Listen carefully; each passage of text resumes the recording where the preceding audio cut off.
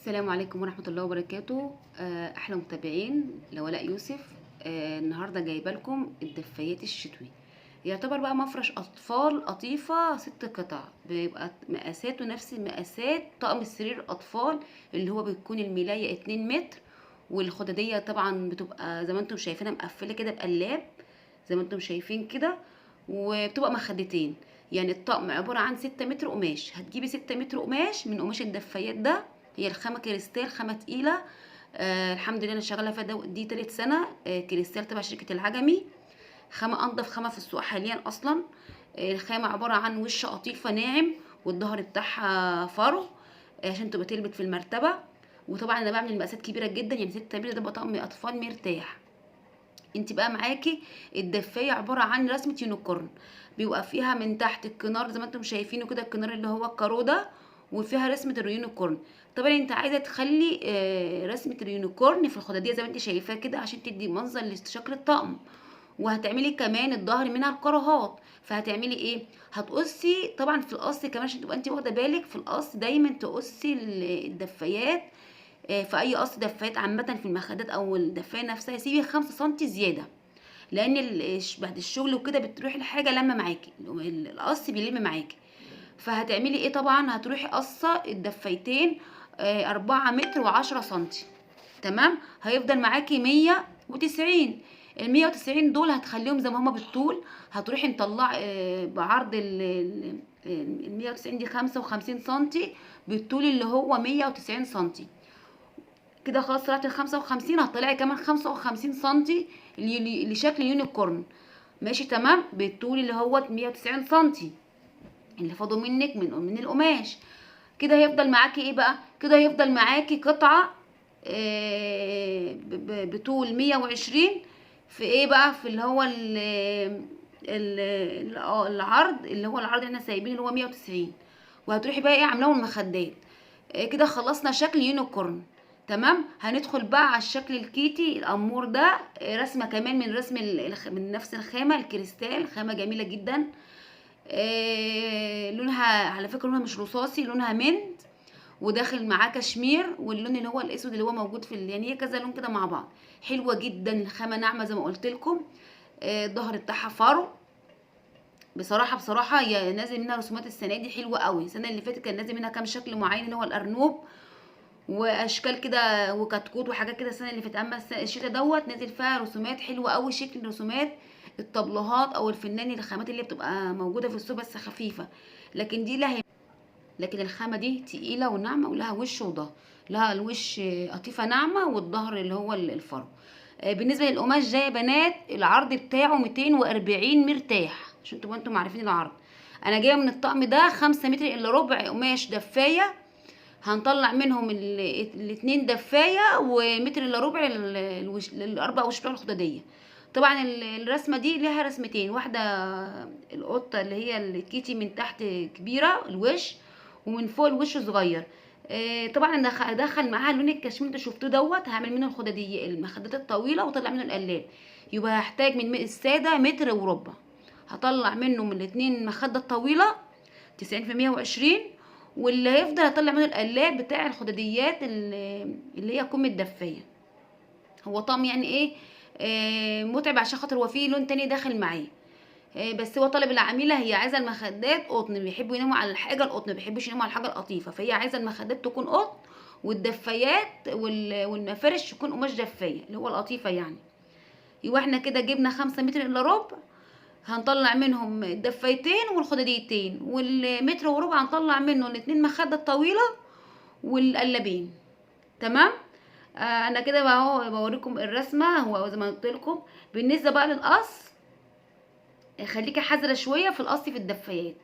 بس هي الخامه معانا ما شاء الله تقيله، فما تقلقيش منها. ما يكون الخامه تقيله بيبقى في القص الدفايات بيبقى حلو، يعني ما بتوارب، مش بتوارب ولا كده. لما بيكون الخامه في الدفايات خفيفه بتروح مطه معاكي في القص وبتورب. تمام. انا بقى الاول ايه، انا كده معايا، انت حاولي لما بيكون الرسمه معاكي بتظبطي بقى الرسمه تخليها في وش الخداديه. تمام. ونعمل بقى الاتنين مخده زي ما احنا قلنا، اللي هم هيبقوا الاتنين اللي هو لون الكشمير ده. وهنيجي بقى نقص الدفايه، بنقصها والقماش مفرود، وبنقيس ونروح مطبقين. يعني دلوقتي كده انا ايه علمت لل70 سنتي. تمام. ال70 سنتي جايين معايا بعرض الكيسي من فوق، يعني الكيسي جايه في وش الخداديه من فوق، فبروح مظبطه. والقماش مفروض طبعا، قلت لكم ديت قماش تقيل ما تقلقيش منها يعني.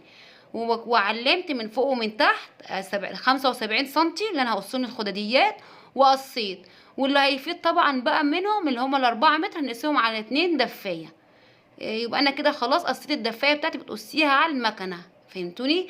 لان قماش الدفايات ما ينفعش تقصيها لو انت مطبقه وقايسه من فوق ومن تحت، عشان مش يورب معاكي وما يهدرش معاكي في القماش. كده خلاص انا قصيت دي الخداديات ال75 سنتي. هنطلعهم 4 وشوش، 4 وشوش خداديه. كل وش 55 سنتي في 75. وهنروح قصين القطعه اللي فاضله 4 متر، هنقصها على 2. هتبقى هي الاتنين دفايه للسرير الاطفال. هنقصها على 2. وبالنسبه للقماش بيبقى فيه بورصن من فوق وبورصن من تحت. فانت ما تيجي تسرفلي، طبعا انت هتروحي للسرفله هتسرفلي الجنبين اللي هما فيهم القص، اما مكان البورصن ما بيتسرفلش. تمام. هنصلي على رسول الله. كده شفت انا رحت مقسماهم على بعض، ورحت حطاهم على حرف المكنه، وبتقصي بقى بيطلع معاكي القماش مظبوط، ولا في وربه ولا في اي حاجه وانت على المكنه. لا بتقصي على الارض ولا اي شيء، قصي قصك وانت على المكنه. القص على المكنه بيبقى حلو، الحاجه تطلع مظبوطه. انا سواء مثلا قماش ملايات او قماش دفايات، قدام المتر بتاع المكنه وبعلم عليه، ومعايا المارك، وبكون معلمه من فوق ومن تحت عشان ما اجي ادخل على تحت ابقى انا عارفه ان العلامه بتاعتي مظبوطه. وكده قصيت الدفايتين بتوعي. واروح بقى مقصقصه الوشوش بتاعه الخداديه زي ما قلت لكم في الاول، ان هي كل وش 75 سنتي. اهي. انا اهم حاجه عندي ان انا اكون عامله واخده بالي من الوش الكيتي اللي هيطلع في الخداديات. فهمتوني؟ فطبعا هروح بقى قصه منين؟ بروح قصه من الناحيه التانية. هقص ال55 سنتي، وبعديهم 55 سنتي كمان، هيطلع معايا 4 وشوش في 55 سنتي اهو. نصلي على رسول الله صلى الله عليه وسلم. والشغل سهل. وعلى فكره طقم الاطفال ده كانك بتفصلي طقم عادي خالص على قماش ملايات، يعني ما فيهوش اي صعوبه. وانا كده بقى رحت سرفلتهم الجنبين بتوع الدفايه اللي هم محتاجين سرفله، وسبت البورصل. وهنتنيها بقى تانية ايه عاديه على المكنه دلوقتي. كده بقى خلاص انا اهو خلاص عملت الوشين. عندي الظهرين بتوع الخداديات سرفلت الطرف بتاعهم، لان ايه بعملها سرفله وبتنيها تانية واحده. اهي يعني مثلا ايه خلاص السرفله سرفلت الوشوش اللي هو الظهر بتاع الخداديات، وهديله تانية واحده. زي ما انتم شايفين كده. هروح تانية انا مسرفله وهتني بس. وبعدين بقى بعمل ايه؟ بتني الدفايه معايا. الدفايه قلنا هنتنيها ل4 جهات، ما تسيبيش فيها جهتين اللي هما البورصه دول، في ناس بيسيبوهم مفتوحين. لا، اتني الدفايه 4 جهات بحيث انها تبقى زي الجاهزه وحاجه نظيفه. مش تقولي مثلا عشان هما بورصه مش هنسلوه ولا حاجه، احنا بنتنيها عشان خاطر التنسيل بس، عشان خاطر يبقى شكلها حلو. طبعا انت ما بتجيبيش بطانيه ولا اي حاجه بتبقى على السرفله او بتسيبها كده على البورصه، لا بتبقى الحاجه متنيه ل4 جهات. تتني بقى دفايتك وتخلصيها، وتروحي بعد كده ان شاء الله هنخش بقى على الخداديات. نشتغل في الخداديات. زي ما انا قلت لكم هنعمل 2 خداديه من قماش الدفايه، وهنعمل ال2 مخده من القماش القطن. خلاص كده تمام. نصلي بقى على رسول الله صلى الله عليه وسلم ونكمل مع بعض. نقول لا اله الا الله سيدنا محمد رسول الله.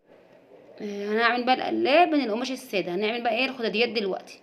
هنتني بقى القلاب بتاعنا عشان خاطر نركبه فوق الوش بتاع الدفايه، يبقى الوش القلاب ووش الوش بتاع الخداديه. بس الاول بتني بس القلاب. احنا كده اصلا تانينا الاول الظهرين كنت مسرفلاهم وعملت لهم تانية ايه زي ما انتم شايفينها كده، تانية بتاعت عرض 1.5 سم. وهنتني كمان بقى القلابين. وبعد كده هنروح مقفلين الخداديه تقفيل الخداديه زي الخداديه العاديه خالص.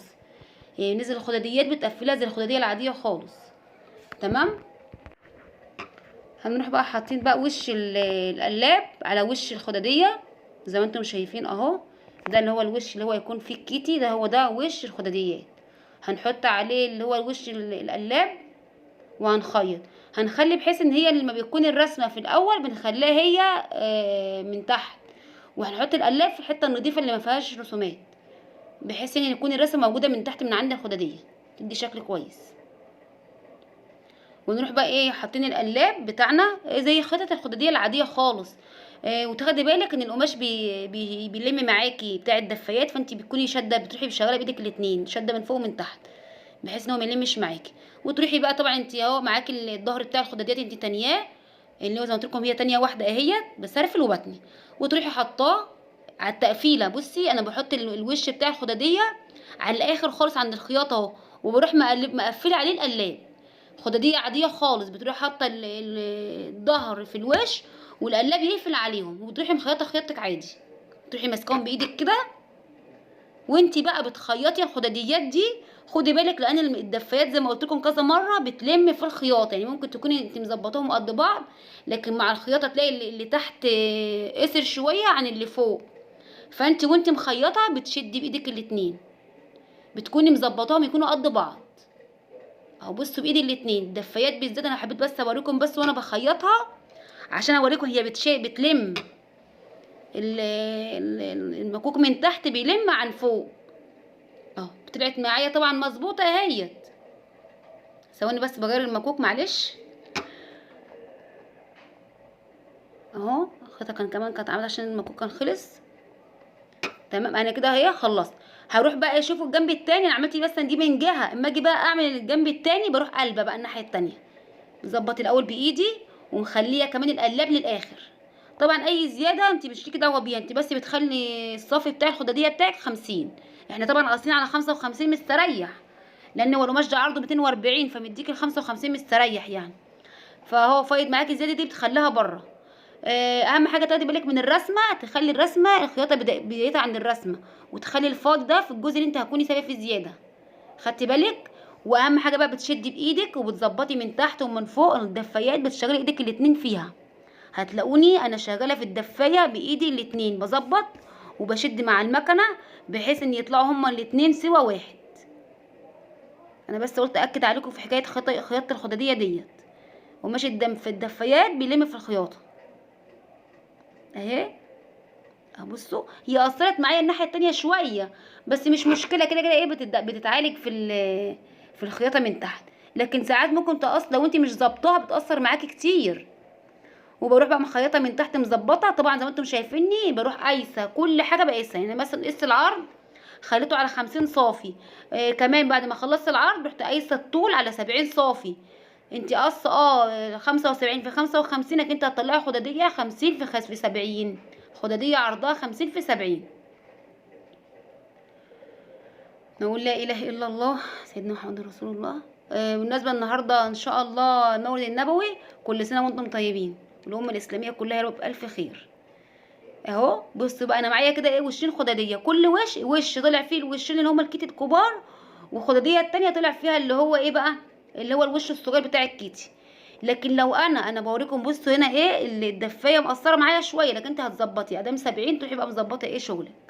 زي ما قلت لكم تاخدوا بالكم القماش بيقصر ما بتيجي تشتغلي بيلم، فلازم تكوني شاده ايدك من تحت وفوق مظبطه ايدك اهو. انا قست ال70 بتوعي واروح مخيطه الخداديه من تحت الخداديه التانية. بالنسبه كمان يا بنات لو انت هتعملي ب6 متر قماش، هتعملي نفس القصه اللي قلتها لك الاول، هتطلعي الملايتين بتوعك اللي هما الدفايتين 210، واللي هيفضل منك ال190 هتطلعي منهم وشوش خداديه شكل بعضيها 2 وش كيتي صغير، والاتنين وش الكيتي التانيين اللي هما ممكن تحطوهم في المخدات وتعملي الظهر المنقط، فاهماني؟ يعني في دي لو احنا قاصين فيها 6 متر هتعملي وشين مخدات، وهتعملي وشين كيتي الصغير ده ووشين منقط، هتبقى نفس القصه تبعت قصه من الاول اللي هي في اليونيكورن في الاول. لكن دي عشان خاطر دي انا عاملاه 4 قطع بس من وش الدفايه، فطلع معايا وش كيتي كامل وطلع معايا الوشين دول عشان قصه 75 سم بس خداديات. لكن لو هما 6 متر، لو 6 متر هتروحي ابقى عامله 2 متر 4 متر و10 للدفايات، ويفضل معاكي 190. ال190 هتطلعي منهم قطعه بالطول خالص المنقط دي 55 في ال190، وهتطلعي بعد منها الوش اللي هو الصغير 55 في ال190 تمام. واللي هيفضل معاك هيبقى الخداديات بتاعت المخدات بتاعتنا الطويله اللي هتفضل معاكي. عندك قطعتين بقى 55، ده تقسيمي كل واحده هيبقى معاكي الخداديه بقلبها في ال6 متر. عشان كده بقول لكم لما تكوني جايبه 6 متر مرتاح بتبقى انت كمان مرتاحه في الخياطه، لكن لما بيكون 5 إلا ربع 5 بتبقى انت شغاله بالظبط. وال5 متر برضك يبقى حلو لو انت عايزه تبقي مرتاحه، ما تبقاش تعملي قلاب قماش ولا حاجه، تجيبي 5 متر هتطلعي ال4 متر و10 دفايتين وال90 سنتي خداديتين. كده احنا خلصنا رسمه الاطفال الكيتي. انا كده دي بقى معايا الدفايه الساده الجنزاني اللون ده. بصوا الترند من يوم ما اشتغلت في الدفايه دي تالت موسم على التوالي، هو لون الجنزاني ده كان الترند. حتى انا هتلاقوني عارضاه كمان على السرير، انا بس عشان خاطر الوقت ما يعني ايه، انا كده دي عاملاها قطعه واحده. وهوريكم كمان طريقه تغليفها، بوريكم بس الخامه ما شاء الله ناعمه محمله. القماش الخفيف بيبقى الظهر بتاعه باين ابيض، بيبقى باين، لكن دي بصوا ولها وش ولها ظهر. الوش بتاعها قطيفه لامعه اهي زي الاسباني، والظهر بتاعها اللي هو الفور بتاع بتاع البطاطين عادي. فبتلبت بقى، وكمان هي بصوا هي تقيله وحلوه يعني. بصوا كمان بتدفي عن استعمال شخصي، خامه مفيش بعد منها. انا بوريكم قدام الكاميرا، وده الظهر بتاعها، يعني هي لها وش ولها ظهر. دي انا عامله هو عرض القماش زي ما قلت لكم 240 مرتاح، يعني ممكن لو اتنطط هيبقى 250، لكن احنا بنقول عليه 240. طبعا الرسمه دي لو لاحظتوا في الرسمه اللي هي الخفيفه اللي هو القماش المضروب ما بتبقاش الرسمه عريضه كده ولا الرسمه عريضه زي دي. ده القماش الاصلي، منها 6 الوان، جنزاري ونبيتي وبترولي، ده مش كحلي ده بترولي، وبني، ده البني بتاعها. وموجود منها كمان الكشمير دي نبيتي، بس انا عاملاه بكرنيش بقى شكل كده حلو، وبعمل لكم مره شغل كده ده السنه اللي فاتت، وعامله منها الحفه. ده كله شغل السنه اللي فاتت بصراحه، الشتا اللي فات، فانا حبيت انزله لكم مع الفيديو عشان تشوفوا الشغل. كمان عامله الدفايات استك ومعاها لحاف، بعمل اللحاف كمان لو حد يحتاج شغل جاهز بعمله. وده كله كمان شغل استك، دفايات استك للسرير كبير. ده كمان سريري بردك، يعني معظم الشغل اللي انا عرضاه على سريري هو شغلي اهو. التصوير كله على الطبيعه على فكره، ما شاء الله رسمه انتوا باينه اصلا من حلاوتها. ده كله القماش الاصلي، الخامه الاصلي. ده كمان دي كل الوانها انا كنت عاملاهم كفرات لحفه، يعني بتعمل منها كفرات، بتعمل منها طقم سرير كامل، بتعمل منها الحاف بطقم دفايه استك. ده كمان السرير ده تبعي انا اللي كنت عاملاه، ما شاء الله ده تالت شتا بالسرير ده كل بيعرض منه يعني. وبكده خلاص خلصنا شغل الدفايه كريستال، سواء سرير كبير او سرير اطفال. السرير الاطفال منه رسومات كتير، منه الكيتي ديت، وفي منها كمان لون البينك بس لسه منزلش، وموجود كمان اليونيكورن كذا لون، وموجود الارنوب هتشوفوه في اخر الفيديو. منه برضك 3 الوان، منه الارنوب داخلين عليه اهوت في الفيديو. وراكم الكيتي شكلها حلو قوي على فكره. ده الارنوب منه اورانج، ومنه لون البترولي اللي هو الغامق ده، ومنه كمان لون منت اللي هو الافتح شويه اللي جنب الارنوب ده، ومنه لون فوشيا، ومنه كمان لون موف. منه 5 الوان. ما شاء الله كلهم جمال اطفال. الخامه اصلا باين عليها خامه بطانيه، يعني خامه من خامات البطانيه النظيفه اللي بتبقى لها فروه ناعمه وتبقى غسيل وفرش. انا جمعت لكم الصور بتاعت الشتاء اللي فات عشان لسه في اول الموسم، فطبعا ما اشتغلناش فيهم قوي، فانا بس عملت لكم الفيديو ده عشان اوريكم ان هي بتتعمل دفايات استك، بتتعمل دفايات طقم قطيفه، يعتبر طقم مثلا بتاع عروسه، طقم كامل. بتبصي في الشتاء ما بتستغنيش عنهم. كده بقى احنا جايه دلوقتي ايه بقى، جايبه لكم بقى اكياس التغليف. اكياس التغليف انا عارفه ان هو فيه الكيس اللي هو بقطان سلك، لكن انا جايبه حاجه عمليه وسعرها معقول. الكيس ده ب20 جنيه. تمام. لكن لو تاخديه جمله بكميه بيبقى السعر بيقل معاكي. انا بلمع الكيس اهو، ده اللي هنحط فيه الدفايه الاطفال، وممكن تحطي فيه الدفايه الكبيره، بس انا بقى عشان اوفر رحت حاطه الدفايه الاطفال في الكياس ديت اللي هي ب20. هو كيس حلو قوي، 40 في 50 والارتفاع 15 سنتي وبيد. كيس حلو هنحط فيه الدفايه بتاعتنا وهنقفل عليها، وكده شغلنا يبقى كده كانه شغل جاهز بالظبط. الكيسه ساعات بتيجي بيد بلاستيك، وساعات بتيجي بيد نفس خامه الكيس. الكيس اهو اللي بقول لكم عليه ده، الكيس ده بياخد الدفايه بتاعت السرير الكبير، بتبقى دفايه و2 خداديه والمخده. الطقم ده بتاخده بتاخده حلو مستريح. دي كيسه ملهاش ارتفاع بس واخداه، وسعرها كمان حلو جدا، سعرها 11 جنيه. طبعا سعرها حلو بصراحه.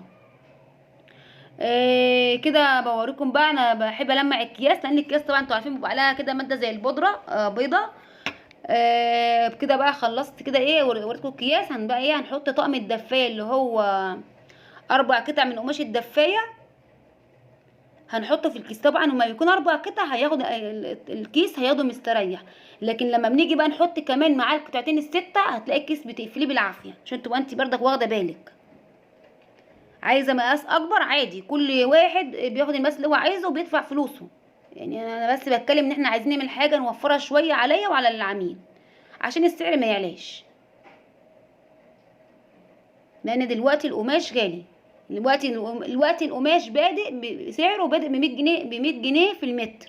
يعني سعر المتر في القماش القطيفه ده بادئ الموسم ب 100 جنيه، على ما ندخل جوه الموسم هيوصل ل 120 جنيه، وممكن كمان 130 جنيه، زي الموسم اللي فات لما بدأ برضك قاعد يغلى كل شويه. انا اهو بقفل اهو. انت كده كده انت اصلا لما بتيجي تحطي طقم الدفايه بتقفليه ايه، انت بتروحي مطبقه ايدك عليه وقافلاه، طالع الهواء منه وبتقفليه. كذلك الطقم ده كمان لما هتيجي تدخليه هيتعبك شويه في القفل، زي ما بتيجي تشتري حاجه جاهزه، بتيجي تطلعي اللحاف من البتاع بالعافيه، تيجي تدخليه بالعافيه، لكن عادي بيبقى واخده ومستريح يعني. هتحطي بقى ده الطقم ده 6 قطع، فيبقى طبعا زياده عن الطقم اللي هو الكيتي. هتحطيه في الكيس بتاعك ده، كيس التغليف اللي انا قلت لكم عليه اهو. انت عايزه فيه مقاسات اكبر، في مقاس مثلا 145 في 55، وبيزيد سعره شويه، اللي هو بيكون سلك. لكن انا كيس السلك دلوقتي بيدخل في 37 40 جنيه، فانا عايزه اوفر 40 جنيه تحط على تمن الطقم الدفايه، كده هيزود الطقم. فانا بقى هحاول كده ايه اظبطه لكم كده واحاول اقفله.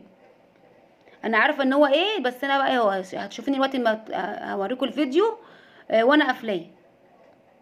انا بس اهو قفلته. طبعا خرجت الهوا خالص، ما كنتش عارفه اصور وانا بقفله لكم. خرجت الهوا خالص من الطقم، والطقم قفل اهو، بقى طقم اهو زي ما بتشتريه، خرجي بس الهوا منه وقفل وبقى حلو. 10/10 الكيس اهوت، ما بيقولش لا. ب20 جنيه بس الكيس. طبعا متاح عندي بالكميات اللي انت عايزاها. شنطه التغليف متاحه عندي، وكمان قماش الدفايات متاح عندي بالمتر، شحن لاي مكان. انا شغاله يعني في الشتاء بوزع قماشة الدفايات وشنطة التغليف، بتبقى موجودة عندي ان شاء الله. ده تالت شتا ليا بخرج القماش بسعر بالمتر. وموجودة عندي كمان الاطقم جاهزة، يعني انا بفصل وبطلع كمان قماش خامة ما شاء الله تاخديها مني انا. بصي ثقة الحمد لله، يعني دوت تالت موسم اشتغل فيها.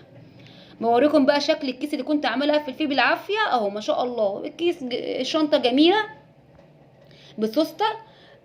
طبعا فيها جرارين ومقفوله اهي. الارتفاع بتاعها زي ما انتم شايفينه كبير اهو، الارتفاع بتاعها مش شويه 15 يعني 15 سنتي مرتاح. واديني قافله الشنطه وبوريكم ايه يمين وشمال. ما شاء الله حلوه جدا. وبالنسبه كمان هنعمل بقى الايه الدفايه اللي هي المفرد ديت، اللي هي بتاعه الاطفال، اللي هي السرير الكبير، هنحطها لكم كمان هي كمان في الكيس اهيت. طبعا هي دفايه ومخده و2 خداديه حطيناهم في الكيس اهو. الكيس ده طبعا قلت لكم عليه عملي جدا، وسعره برضك فرق كبير عن الكيس التاني اللي ليه ارتفاع في السعر. الفرق فعلا فرق كبير. وبكده كده خلصت لكم كده. انا خلصت التغليف بتاعنا معاك اهو. طقمه الدفايات اللهم بارك. طقم السرير الكبير محطوط في الكيس اللي هو ب 11، وطقم السرير الاطفال محطوط في الكيس ب 20.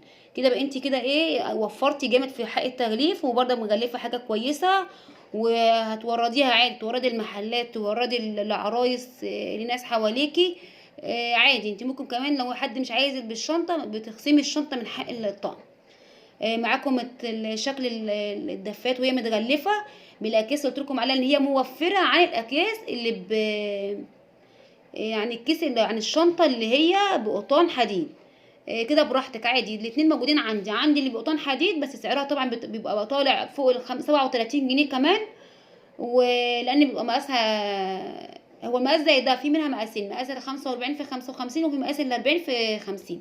طبعا ده مقاس 40 في 50 وارتفاع 15، والكيس التاني مقاسه 50 في 60 اللي هو فيه الدفايه بتاعت السرير الكبير. ده الارنوب دوت 6 قطع، والسرير الكبير 4 قطع، والسرير اللي هو عليه الكيتي بتاع الاطفال 4 قطع، 2 دفايه و2 خداديه، وطبعا 2 مخده بس مش بيسكروا لانهم اصلا قماش عادي. فاهم حاجه ان قماش الدفايه هو اللي بيبقى متقل الكيس. وبكده انا خلاص خلصت معاكم الفيديو اللي انا اخرت عليكم بشويه بالفيديوهات، بس غصب عني يعني كان عندي شويه ظروف كده، وان شاء الله على طول اكون معاكم. ولو في اي استفسار، انت اي حاجه هتسالي عليها ابعتي لي واتس، انا بكون منزله لكم رقم الواتس بتاعي لاي استفسار.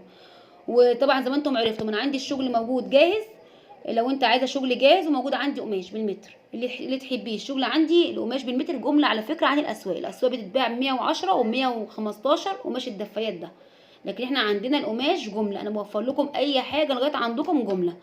ويا ريت بقى لو عجبكم الفيديو ما تنسونيش بالاشتراك، لو ما اشتركتيش اشتركي وتفعلي زر الجرس وتعملي احلى تعليق.